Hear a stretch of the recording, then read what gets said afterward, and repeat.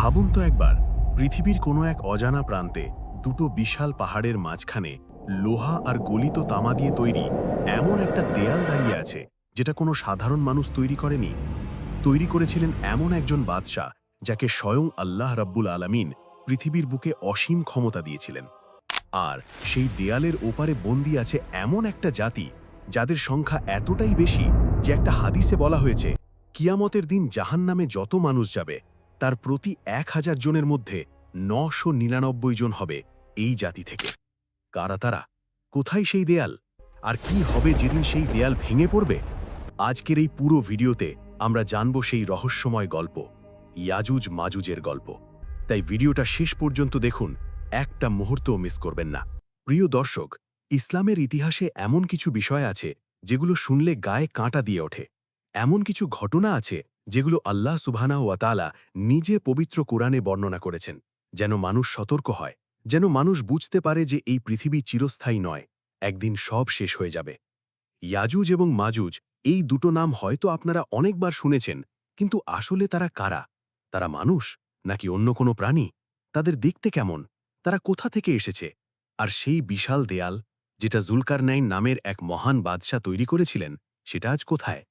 এই প্রশ্নগুলোর উত্তর খুঁজতে গেলে আমাদের ফিরে যেতে হবে হাজার হাজার বছর আগে। ফিরে যেতে হবে এমন এক সময়ে যখন পৃথিবীতে এমন একজন শাসক ছিলেন, যিনি পূর্ব থেকে পশ্চিম, উত্তর থেকে দক্ষিণ সমস্ত পৃথিবী ভ্রমণ করেছিলেন। তার নাম জুলকারনাইন। কিন্তু জুলকারনাইনের গল্পে যাওয়ার আগে আসুন আগে জেনে নিই, আসলে ইয়াজুজ মাজুজ কারা। পবিত্র কুরআনে আল্লাহ সুবহানাহু ওয়া তাআলা সূরা কাহাফ এবং সূরা আম্বিয়ায় ইয়াজুজ মাজুজের কথা উল্লেখ করেছেন। এছাড়া একাধিক সহিহ হাদিসে রসূলুল্লাহ সাল্লাল্লাহু আলাইহি ওয়াসাল্লাম তাদের সম্পর্কে বিস্তারিত বলেছেন। প্রথম কথা হল, ইয়াজুজ এবং মাজুজ মানুষ। হ্যাঁ, তারা মানবজাতিরই অংশ। তারা কোনো জিন নয়, কোনো বিন গ্রহের প্রাণী নয়। তারা আদম আলাইহিস সালামের সন্তান।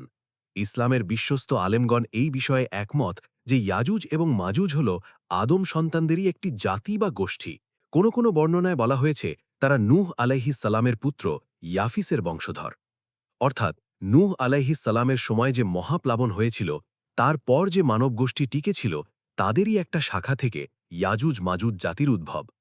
কিন্তু তাদের বৈশিষ্ট্য ছিল সাধারণ মানুষদের থেকে সম্পূর্ণ আলাদা।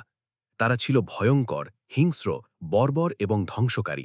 তারা যেখানেই যেত সেখানেই ফাসাদ ছড়াত। ফাসাদ মানে কি? শুধু যুদ্ধ নয়, তারা মানুষের ফসল নষ্ট করত, মানুষের ঘরবাড়ি ধ্বংস করত, মানুষকে হত্যা করত, সবকিছু লুটপাট করত। তাদের উপদ্রব এতটাই ভয়াবহ ছিল যে সাধারণ মানুষ তাদের থেকে বাঁচার কোনো উপায় খুঁজে পেত না। এখন প্রশ্ন হল, তাদের সংখ্যা কত ছিল? ভাই, তাদের সংখ্যা নিয়ে যখন আপনারা জানবেন, তখন সত্যি অবাক হয়ে যাবেন। সহি বুখারী এবং সহি মুসলিমে একটি হাদিস বর্ণিত আছে। রসূলুল্লাহ সাল্লাল্লাহু আলাইহি ওয়াসাল্লাম বলেছেন, আল্লাহ তাআলা বলবেন, হে আদম। আদম আলাইহিস সালাম বলবেন, লাব্বাইক ওয়া সাদাইক। তখন আল্লাহ বলবেন, জাহান্নামের দলকে বের করো। আদম আলাইহিস সালাম বলবেন, জাহান্নামের দল কতজন? আল্লাহ বলবেন, প্রতি 999 জন। এই হাদিস শুনে সাহাবায়ে কেরাম ভয় পেয়ে গিয়েছিলেন। তারা বললেন, ইয়া রাসূলাল্লাহ, তাহলে আমাদের মধ্যে কে সেই একজন হবে যে জান্নাতে যাবে? তখন রাসূলুল্লাহ সাল্লাল্লাহু আলাইহি ওয়াসাল্লাম তাদের সান্ত্বনা দিয়ে বললেন, তোমরা আনন্দিত হও, কারণ ইয়াজুজ মাজুজ থেকে হবে 1000, আর তোমাদের মধ্যে থেকে হবে একজন। এখন একটু চিন্তা করুন, প্রতি 999 জন ইয়াজুজ মাজুজ, তাহলে তাদের মোট সংখ্যা কত? সেটা আমাদের কল্পনারও বাইরে। বাকি সমস্ত মানবজাতি, আদম আলাইহিস সালাম থেকে শুরু করে কিয়ামত পর্যন্ত যত মানুষ জন্মাবে, তাদের সবাইকে এক পাশে রাখলে অন্য পাশে ইয়াজুজ মাজুজ থাকবে, এবং তাদের সংখ্যা বাকি সবার চেয়ে বহু বহু গুণ বেশি হবে। এই বিশাল সংখ্যার এই ভয়ঙ্কর জাতিকেই আটকে রাখা হয়েছে একটি প্রাচীরের পেছনে। আর সেই প্রাচীর নির্মাণের পেছনে আছে এক অসাধারণ ইতিহাস, জুলকারনাইনের ইতিহাস। এবার আসুন আমরা জানি সেই মহান ব্যক্তিত্বের কথা, যাকে আল্লাহ তাআলা এত ক্ষমতা দিয়েছিলেন যে পুরো পৃথিবী ছিল তার পদতলে। তার নাম জুলকারনাইন। পবিত্র কোরআনে সূরা কাহাফের ৮৩ নম্বর আয়াত থেকে শুরু হয়েছে তার কাহিনী। আল্লাহ সুবহানাহু ওয়া তাআলা বলেন, তারা তোমাকে জুলকারনাইন সম্পর্কে জিজ্ঞাসা করে, বলো, আমি তোমাদের কাছে তার কিছু বৃত্তান্ত বর্ণনা করব। সূরা কাহাফ, আয়াত ৮৩। এই আয়াতটির পটভূমি হল মক্কার মুশরিকরা ইহুদিদের কাছ থেকে শিখে এসে রসূলুল্লাহ সাল্লাল্লাহু আলাইহি ওয়াসাল্লামকে 3টি প্রশ্ন করেছিল। তার মধ্যে একটি ছিল জুলকারনাইন সম্পর্কে। আল্লাহ তাআলা এর উত্তরে সূরা কাহাফের এই আয়াতগুলো নাজিল করলেন। আমি তাকে পৃথিবীতে প্রতিষ্ঠিত করেছিলাম এবং প্রতিটি বিষয়ের উপকরণ দান করেছিলাম। সূরা কাহাফ আয়াত ৮৪। এই আয়াতটি একটু গভীরভাবে বোঝার চেষ্টা করুন। প্রতিটি বিষয়ের উপকরণ এর মানে হল আল্লাহ তাকে এমন সব সামর্থ্য দিয়েছিলেন, এমন সব সাধন সম্পদ, জ্ঞান, শক্তি, সৈন্যবাহিনী, রাজত্ব দিয়েছিলেন যে তিনি পৃথিবীর যে কোনো প্রান্তে যেতে পারতেন, যে কোনো কাজ করতে পারতেন। এখন জুলকারনাইন কি নবী ছিলেন নাকি বাদশাহ ছিলেন, এই বিষয়ে আলেমদের মধ্যে মতভেদ আছে।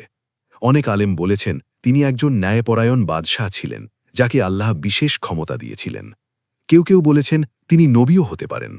তবে অধিকাংশ মুফাসসিরগণের মতে তিনি একজন মমিন বাদশাহ ছিলেন, আল্লাহ ভীরু, ন্যায়পরায়ণ এবং অত্যন্ত শক্তিশালী। তার নাম জুলকারনাইন কেন হল এ নিয়েও বিভিন্ন মত আছে। জুলকারনাইন মানে 2 শিংওয়ালা বা 2 যুগের অধিপতি। কেউ কেউ বলেছেন তিনি পূর্ব ও পশ্চিম 2 প্রান্তে ভ্রমণ করেছিলেন, তাই তাকে এই নামে ডাকা হয়। কেউ কেউ বলেছেন তার মাথায় 2টো বেনি বা শিং আকৃতির কিছু ছিল। আল্লাহু আলাম, আল্লাহই সবচেয়ে ভালো জানেন। তবে একটি বিষয় স্পষ্ট, জুলকারনাইন ছিলেন এমন একজন শাসক যিনি তার অসীম ক্ষমতাকে আল্লাহর পথে ব্যবহার করেছিলেন। কুরআনে আল্লাহ তাআলা জুলকারনাইনের 3টি অভিযানের কথা বলেছেন। 3টি দিকে তিনি ভ্রমণ করেছিলেন। আসুন একটু কল্পনা করুন সেই সময়টা। প্রথম অভিযান পশ্চিম দিকে। আল্লাহ বলেন, অতঃপর সে এক পথ অবলম্বন করল। চলতে চলতে যখন সে সূর্যের অস্তাচলে পৌঁছল, তখন সে দেখল সূর্য যেন এক কর্দমাক্ত জলাশয়ে অস্ত যাচ্ছে, এবং সেখানে সে এক জাতিকে পেল। সূরা কাহাফের আয়াত ৮৫ থেকে ৮৬।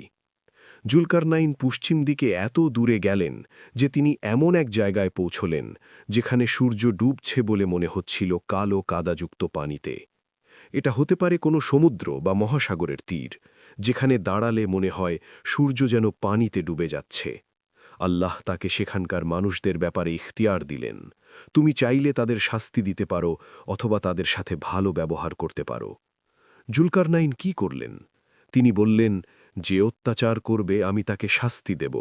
তারপর সে তার রবের কাছে ফিরে যাবে এবং আল্লাহ তাকে কঠিন শাস্তি দেবেন। আর যে ঈমান আনবে এবং সৎকর্ম করবে তার জন্য রয়েছে উত্তম প্রতিদান। দেখুন কি অসাধারণ ন্যায় বিচার! তিনি সবাইকে এক কাতারে ফেলেননি, জালিমদের শাস্তি দিয়েছেন আর ভালো মানুষদের সাথে ভালো ব্যবহার করেছেন। এটাই হলো ক্ষমতার সঠিক ব্যবহার। দ্বিতীয় অভিযান পূর্ব দিকে। এরপর আল্লাহ বলেন, অতঃপর সে আরেকটি পথ অবলম্বন করল। চলতে চলতে যখন সে সূর্যের উদয়স্থলে পৌঁছল, তখন সে দেখল সূর্য এমন এক জাতির উপর উদিত হচ্ছে যাদের জন্য আমি সূর্যের বিরুদ্ধে কোনো আড়াল রাখিনি। সূরা কাহাফের আয়াত ৯০। এই আয়াতটি খুব ইন্টারেস্টিং। সূর্যের বিরুদ্ধে কোনো আড়াল না থাকা মানে কি? মুফাসসিরগণ বলেছেন এর মানে হলো সেই জাতির কোনো ঘরবাড়ি ছিল না, কোনো গাছপালা ছিল না, কোনো ছায়া ছিল না। তারা খোলা মাঠে বসবাস করত। কেউ কেউ বলেছেন তারা সূর্য উঠলে মাটির গর্তে ঢোকে যেত এবং সূর্য ডুবলে বের হতো। সুবহান আল্লাহ। তৃতীয় অভিযান 2 পর্বত প্রাচীরের মধ্যবর্তী স্থানে। আর এবার আসছে সেই অংশ যেটার জন্য আপনারা অপেক্ষা করছেন। তৃতীয় অভিযান, যেখানে ইয়াজুজ মাজুজের কাহিনী শুরু হয়। আল্লাহ তাআলা বলেন, অতঃপর সে আরেকটি পথ অবলম্বন করল। চলতে চলতে যখন সে 2 পর্বত প্রাচীরের মধ্যবর্তী স্থানে পৌঁছল, তখন সে সেখানে এমন এক জাতিকে পেল যারা কোনো কথাই প্রায় বুঝতে পারত না। সূরা কাহফের আয়াত ৯৩। এই মুহূর্তটা কল্পনা করুন। জুলকারনাইন তার বিশাল বাহিনী নিয়ে চলতে চলতে এসে পৌঁছলেন 2টো বিশাল পর্বতের মধ্যবর্তী একটি গিরিপথে। সেখানে একটি জনগোষ্ঠী বাস করে যারা এত অসভ্য, এত আদিম যে তারা কথাও ঠিকমতো বলতে পারে না, বুঝতে পারে না। কিন্তু তারা ভয়ে কাঁপছে, তারা ভয়ে জড়সড়। কেন?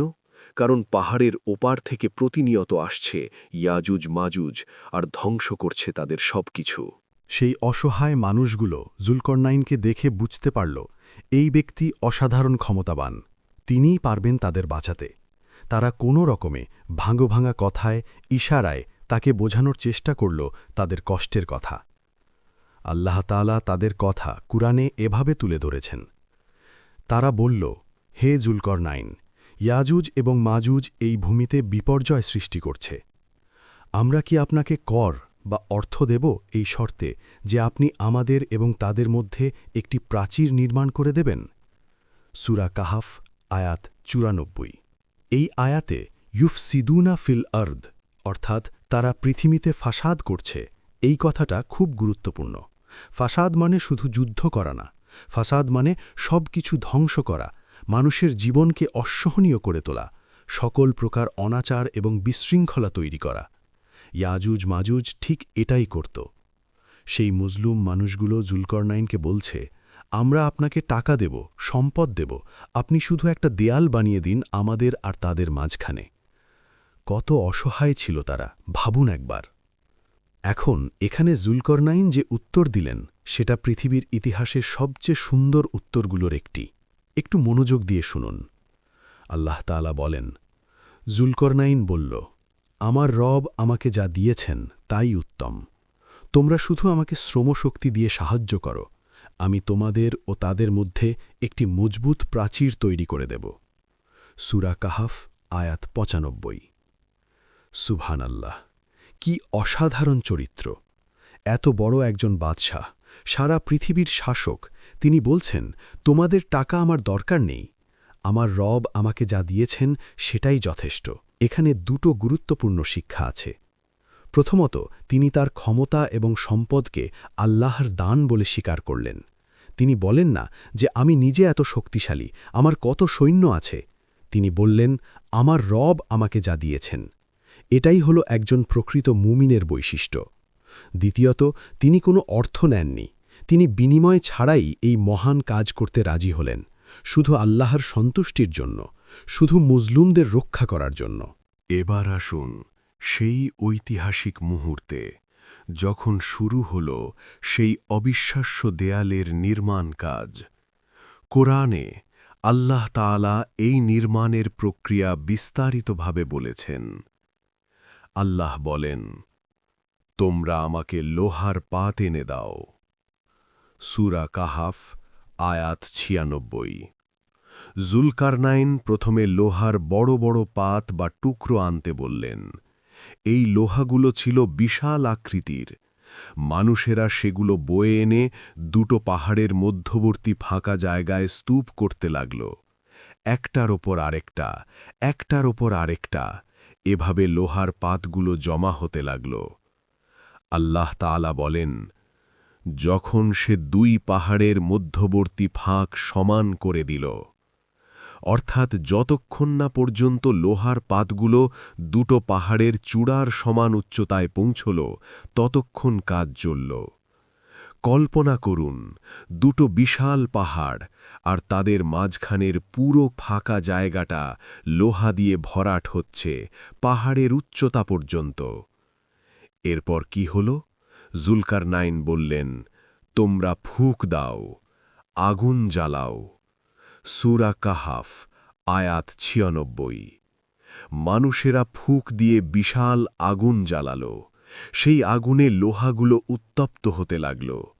যখন সমস্ত লোহা আগুনে টকটকে লাল হয়ে গেল, তখন সে বলল, আমার কাছে গলিত তামা এনে দাও, আমি তা এর উপর ঢেলে দেব। সুবহানাল্লাহ, কি অসাধারণ ইঞ্জিনিয়ারিং! প্রথমে লোহার পাত দিয়ে কাঠামো তৈরি করা হলো, তারপর সেটাকে আগুনে গরম করা হলো, এরপর গলিত তামা ঢেলে দেওয়া হলো, যাতে লোহা আর তামা মিশে একটি অবিচ্ছেদ্য, অত্যন্ত মজবুত ধাতব প্রাচীর তৈরি হয়। এই প্রাচীর এতই মজবুত ছিল যে, আল্লাহ তাআলা বলেন, ফলে তারা অর্থাৎ ইয়াজুজ মাজুজ এটা অতিক্রম করতেও সক্ষম হল না এবং এতে ছিদ্রও করতে পারল না। কারণ এটা শুধু জুলকারনাইনের দেয়াল ছিল না, এর পেছনে ছিল আল্লাহর সরাসরি সাহায্য এবং তাকদীর। দেয়াল নির্মাণ শেষ হওয়ার পর জুলকারনাইন কি বললেন সেটা শুনলে আপনার চোখে পানি আসবে।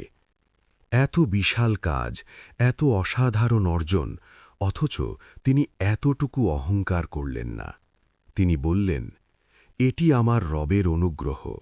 যখন আমার রবের প্রতিশ্রুতি অর্থাৎ কিয়ামত আসবে, তখন তিনি একে চূর্ণ বিচূর্ণ করে দেবেন। আর আমার রবের প্রতিশ্রুতি সত্য। সূরা কাহাফ, আয়াত ৯৮। আল্লাহু আকবার! কি শক্তিশালী কথা! জুলকারনাইন জানতেন পৃথিবীতে কোনো কিছুই চিরকাল টিকে থাকে না। এখন আসি সেই প্রশ্নে যেটা সবচেয়ে বেশি জিজ্ঞাসা করা হয়, ইয়াজুজ মাজুজের দেয়ালটি আসলে কোথায়? এই বিষয়ে একটা কথা পরিষ্কার করে বলা দরকার। কুরআন এবং সহিহ হাদিসে দেয়ালের সুনির্দিষ্ট ভৌগোলিক অবস্থান উল্লেখ করা হয়নি। তবে কিছু ইঙ্গিত এবং বর্ণনা থেকে আলেমগণ বিভিন্ন মত দিয়েছেন। কুরআন থেকে আমরা জানি দেয়ালটি দুটি পর্বতের মধ্যবর্তী স্থানে, এবং এটি এমন একটি অঞ্চলে যেখানে একটি অসভ্য জনগোষ্ঠী বাস করত, যারা কথাও ঠিকমতো বুঝত না। এই তথ্য থেকে বোঝা যায় জায়গাটি ছিল অত্যন্ত দুর্গম এবং প্রত্যন্ত। ইমাম ইবনে কাসির রাহিমাহুল্লাহ বলেছেন যে দেয়ালটি উত্তর পূর্ব দিকের পার্বত্য অঞ্চলে থাকতে পারে, যেখানে তুর্কি জাতিগোষ্ঠীর বসবাস ছিল। তবে একটি গুরুত্বপূর্ণ বিষয় হল, এই দেয়ালটি আল্লাহর হুকুমে এমনভাবে লুকিয়ে আছে যে মানুষ এটি খুঁজে পায় না। কেন? কারণ আল্লাহ চান না যে মানুষ সেই দেয়ালে গিয়ে হস্তক্ষেপ করুক। ইয়াজুজ মাজুজকে আটকে রাখা এবং নির্দিষ্ট সময়ে তাদের মুক্ত করা, এটা সম্পূর্ণ আল্লাহর পরিকল্পনার অংশ। এখানে একটি হাদিস উল্লেখ করা যেতে পারে। সহিহ মুসলিমে বর্ণিত আছে, রাসূলুল্লাহ সাল্লাল্লাহু আলাইহি ওয়াসাল্লাম একদিন ভয়ে জেগে উঠলেন এবং বললেন, লা ইলাহা ইল্লাল্লাহ, আরবদের জন্য ধ্বংস নিকটবর্তী। আজ ইয়াজুজ মাজুজের প্রাচীরে এতটুকু ছিদ্র হয়েছে। এই কথা বলে তিনি তার বৃদ্ধাঙ্গুলি ও তর্জনী দিয়ে একটি গোল ছিদ্র দেখালেন। উম্মুল মুমিনিন যায়নাব রাদিয়াল্লাহু আনহা জিজ্ঞেস করলেন, ইয়া রাসূলাল্লাহ, আমাদের মধ্যে সৎ মানুষ থাকা সত্ত্বেও কি আমরা ধ্বংস হব? তিনি বললেন, হ্যাঁ, যখন পাপাচার বেড়ে যাবে। এই হাদিস থেকে আমরা বুঝতে পারি যে ইয়াজুজ মাজুজ প্রতিনিয়ত দেয়ালে ছিদ্র করার চেষ্টা করছে, এবং রাসূলুল্লাহ সাল্লাল্লাহু আলাইহি ওয়াসাল্লামের যুগেও তাদের কার্যক্রম চলমান ছিল। নির্দিষ্ট সময় আসলে আল্লাহর হুকুমে সেই দেয়াল ভেঙে পড়বে। একটি বর্ণনায় এসেছে, ইমাম আহমদ এবং অন্যান্য মুহাদ্দিসগণ বিভিন্ন সনদে বর্ণনা করেছেন, ইয়াজুজ মাজুজ প্রতিদিন সেই দেয়ালে খোদাই করে। তারা প্রতিদিন কাজ শুরু করে। সারা দিন ধরে তারা খুঁড়তে থাকে। যখন তারা দেয়ালের একেবারে শেষ স্তরে পৌঁছায়, যখন প্রায় সূর্যের আলো দেখা যায় ওপার থেকে, ঠিক তখনই তাদের নেতা বলে, চলো, আজ থামো, কাল আবার এসে শেষ করব। কিন্তু রাতে কি হয়? আল্লাহ তাআলার হুকুমে দেয়ালটি আবার আগের মতো হয়ে যায়। পরের দিন তারা এসে দেখে দেয়াল আবার পুরোটা আগের মতো। তারা আবার শুরু থেকে খুঁড়তে থাকে। এটা চলছে যুগের পর যুগ ধরে। কিন্তু একটা দিন আসবে যেদিন আল্লাহ চাইবেন, সেদিন তাদের নেতা বলবে, চলো, আজ থামো, ইনশাআল্লাহ, বা আল্লাহ চাইলে কাল এসে শেষ করব। আগে সে কখনো ইনশাআল্লাহ বলতো না, কিন্তু সেদিন আল্লাহ তার মুখে এই কথা বলিয়ে নেবেন। আর পরের দিন তারা এসে দেখবে দেয়ালটি ঠিক আগের জায়গায় আছে, যেটুকু তারা কেটেছিল সেটুকু কাটাই আছে। আর তারা শেষ স্তরটুকু ভেঙে ফেলবে এবং স্রোতের মতো বেরিয়ে আসবে পৃথিবীতে। এখন আসুন জানি সেদিন কি ঘটবে, যেদিন ইয়াজুজ মাজুজ বেরিয়ে আসবে। এটি কিয়ামতের অন্যতম বড় আলামত।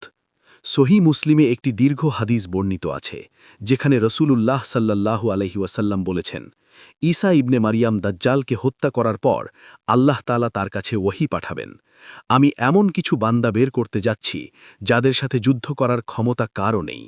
তুমি আমার বান্দাদের নিয়ে তুর পাহাড়ে আশ্রয় নাও। আল্লাহু আকবার!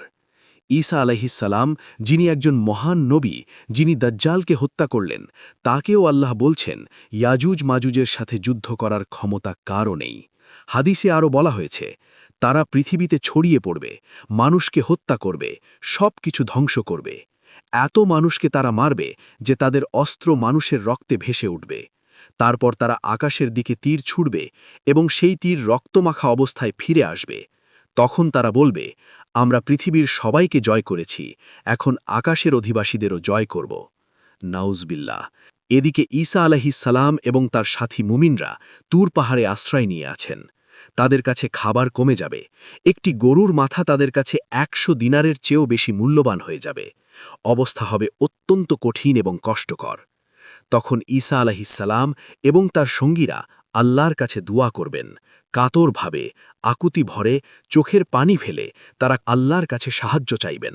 আর তখনই, ঠিক তখনই আল্লাহ রব্বুল আলামিন তার অসীম কুদরত দেখাবেন।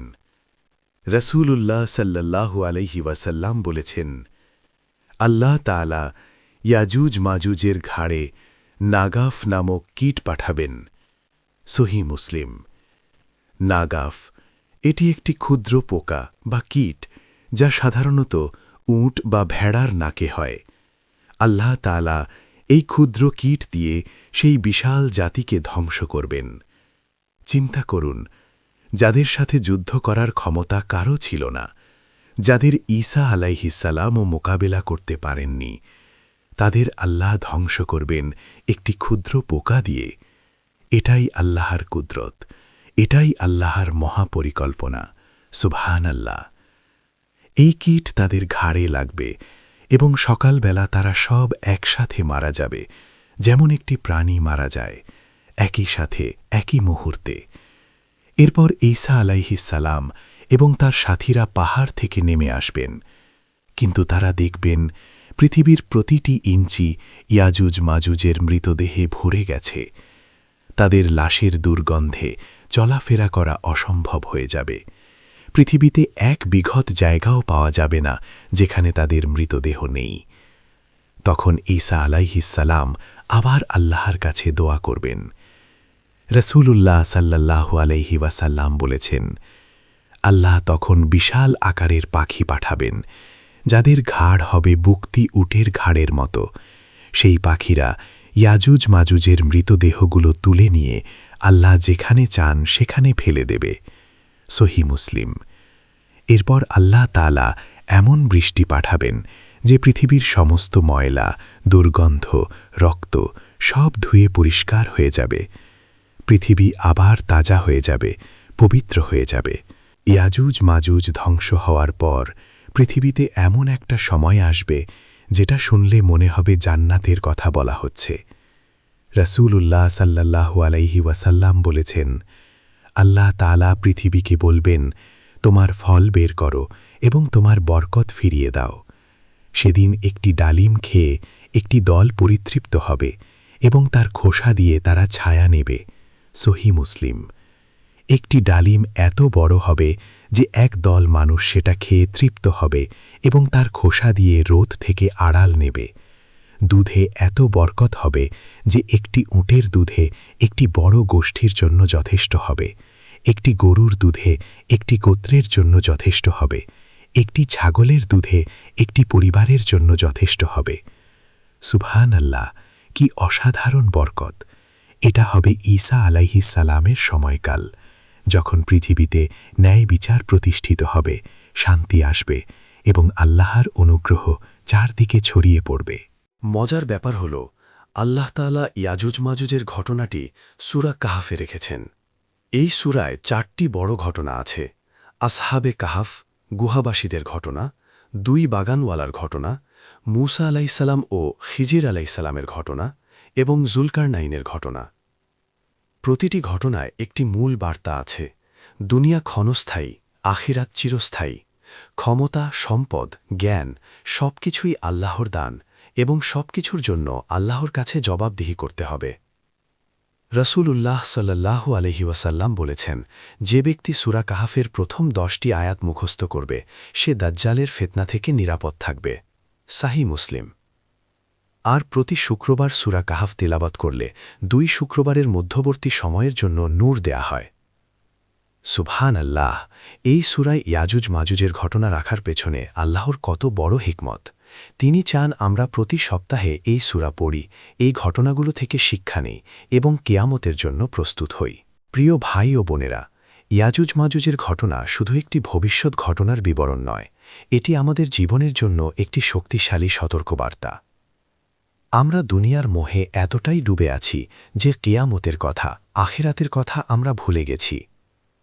আমরা ভাবি আরও অনেক সময় আছে, পরে তওবা করব, পরে নামাজ পড়ব, পরে ভালো কাজ করব, কিন্তু পরে কখন আসবে কেউ জানে না। ইয়াজুজ মাজুজ বের হওয়া কিয়ামতের একটি বড় আলামত। এর আগে আরও অনেক আলামত আসবে, কিন্তু একটি কথা মনে রাখুন, কিয়ামত প্রতিটি মানুষের জন্য আলাদা আলাদাভাবেও আসে। কিভাবে? মৃত্যুর মাধ্যমে। আপনার মৃত্যু মানে আপনার জন্য কিয়ামত শুরু। আর মৃত্যু কখন আসবে, কোথায় আসবে, কিভাবে আসবে কেউ জানে না। তাই এখনই সময়, এখনই তওবা করুন, এখনই আল্লাহর কাছে ফিরে আসুন। প্রিয় দর্শক, আজকের এই পুরো ভিডিওতে আমরা জানলাম ইয়াজুজ মাজুজের কাহিনী। জানলাম কারা তারা, কোথায় তাদের দেয়াল, কে সেই দেয়াল নির্মাণ করেছিলেন এবং কি ঘটবে যেদিন তারা বেরিয়ে আসবে।